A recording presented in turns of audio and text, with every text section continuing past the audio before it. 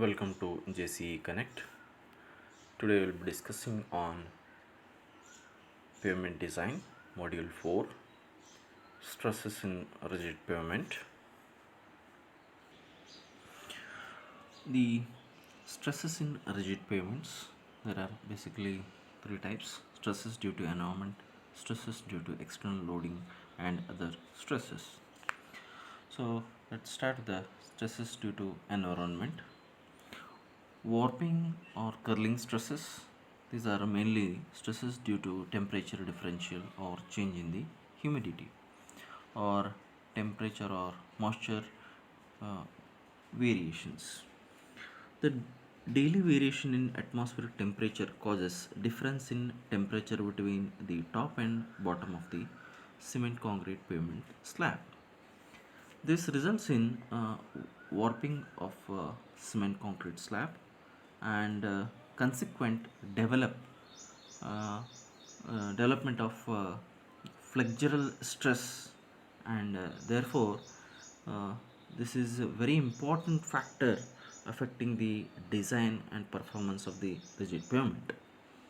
The difference between maximum atmospheric temperature during daytime, that is during hot sunny day, and the minimum temperature at night depends on the climatic factor of that particular location. These climatic factors include the topography of the particular region and proximity to the seashore, and also the nearest east coast or west coast of the continent, altitude with respect to the mean sea level MSL, then latitude of the location, type of land use in the adjoining areas, then roadside avenues, then season of the year, which season is going on, right? So like this, these are the climatic factors which will be included. Apart from that, if we speak during daytime, the top pavement slab becomes very hot under the sunlight, when the bottom of the slab still remains relatively colder, resulting in the temperature gradient through the depth. This results in expansion of top portion of slab with respect to the bottom, right? And the maximum difference in temperature between top and bottom of the slab may occur at same period after mid moon. If the maximum temperature of the temperature at the top of cement concrete pavement during day is say 10 degrees Celsius, and temperature at the bottom of pavement uh, at that time, the same timing, is T2 degrees Celsius, the maximum difference in temperatures between the top and bottom of the slab, or the temperature differential uh, small t during the daytime, can be given as T1 minus T2 degrees Celsius. T small t is equal to T1 minus T2. That is difference between top layer and bottom temperature of the slab. And because of higher temperature on the upper side, there is a possibility of expansion. That's what we have discussed.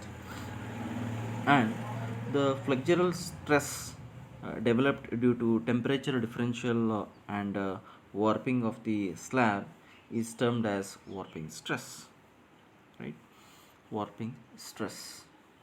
The temperature differential between the top and bottom of the cement concrete slab depends mainly on the climatic and other factors of the location where it is exactly, where exactly we are constructing, temperature differences, maximum, minimum, and the thickness of the pavement.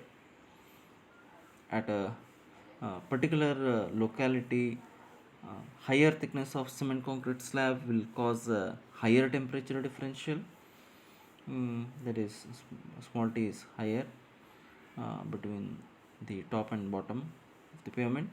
Thus, the temperature mm,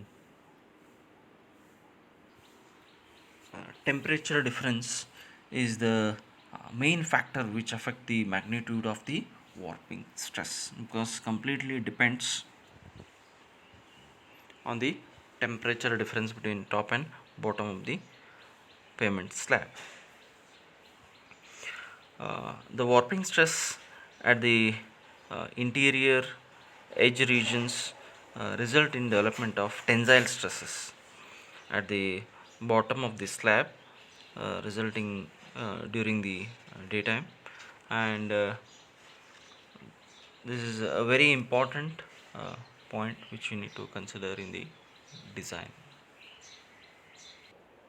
So what we have discussed, the same thing here you can see in the diagram. In the first diagram, that is TS, that is slab surface temperature, and TB is the slab bottom temperature.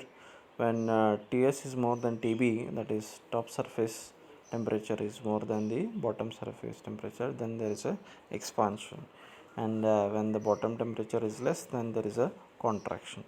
Similarly, in the second diagram you can see that is uh, the top surface temperature is less, bottom temperature is more. So that's why there is a uh, expansion in the bottom and contraction on the surface layer. This warping during the night, the especially in the uh, late evening, the bottom slab gets heated up due to the heat transfer from top during from the daytime. uh, but by late night, as the temperature atmospheric temperature cools down and the top of the slab becomes colder, resulting in warping uh, of the slab in the opposite direction. uh, if the temperature on the top surface is less, and at the bottom it is transferred and it is more, it is expanded. That's what we have discussed. So here the same temperature difference you will find, it may be slightly higher or most of the time or lower, these values will get, but there is a difference in temperature. So that also you can mention, that will be considering, that is reverse action whatever we had observed in the daytime. And next is no warping condition. When that will happen, this during uh, two short durations within the 24 hours cycle of a day, the temperatures at the mm, both the top and bottom of the cement concrete slab will be equal to will be equal, and during these short periods warping may not take place. Therefore there will be no warping stress. Means there is no significant temperature difference within those 24 hours, and there you won't find the upper layer or the bottom layer has expanded or contracted significantly. There is very negligible difference. It may not be exactly the same temperature, but the negligible temperature difference. The same will find, that is shrinkage or expansion stresses. And next is stresses due to external loading, uh, that is because of the wheel load or traffic load we can say. And these are the formulas you can see for internal loading, edge loading, and corner loading. In the right side diagram also you can see, that is internal, it is supported with the concrete in the surrounding region, and the edge is any one of the side is open, and the corner minimum of two sides that is uh, in the bottom right, you can observe a circle where right side and bottom portion is open, that is tensile stress on the top of the slab. And these are the formulas which is given by Westergaard's. Mr. H.M. Westergaard is considered as the pioneer in providing the rational approach to the analysis of stresses in rigid pavement. And Westergaard's, in his theoretical analysis, considered rigid pavement slab to be a thin elastic plate resting on soil subgrade, which is assumed as dense liquid. And it is assumed that subgrade provide an upward reaction, and which is directly proportional to the deflection, hmm, which is directly proportional to deflection. Say if you are taking upward reaction as small p and deflection as delta, then p by delta is constant. And this constant is known as k, that is nothing but the modulus of subgrade reaction, right, which will be using for the calculation purposes, that is expressed in uh, kg per centimeter cube. If it is given as pressure, then kg per centimeter square per centimeter deflection, right. And this modulus of subgrade reaction is proportional to the deflection, displacement delta, and that is displacement level delta is taken as 0.125. That's why we will be writing k is equal to, that is modulus of subgrade reaction, k is equal to p divided by 0.125 kg per centimeter cube, right. So this will be using in the further calculations. Here in the formula I can see that is W, H, A, L and B. So W is wheel load. It is also written as capital P, wheel load in kg, right. So here they have given W in LB, but in textbooks with respect to Indian conditions, we will be taking P, wheel load, and H is the slab thickness. Here they are mentioned in inches, but in centimeters we will be taking, right. And A is a radius of wheel contact area, and L is radius of relative stiffness in centimeters. B is radius of resisting section, that also in centimeters. So here the formula for radius of resisting section they are given. If it is less than 1.25, if it is more than that, then we will be taking B is equal to A, right. Next is other stresses. There we will be considering frictional force between the slab and the foundation, that is soil subgrade. Uh, just to see these warping stresses in detail with a clear understanding, we'll see some of the figures. Here you can see the warping stress in daytime, as I mentioned earlier, that is surface temperature is more, it is stretching is more, whereas bottom it is less, so it is contracted. Similarly during night time it is completely reverse, bottom temperature is more, surface temperature is less. And constrained transverse joint which will be providing, where the slab surface temperature is more than that of the bottom. And here you can see from one of the reference papers, that is temperature variation in the precast concrete panels installed using HDP. deep injection.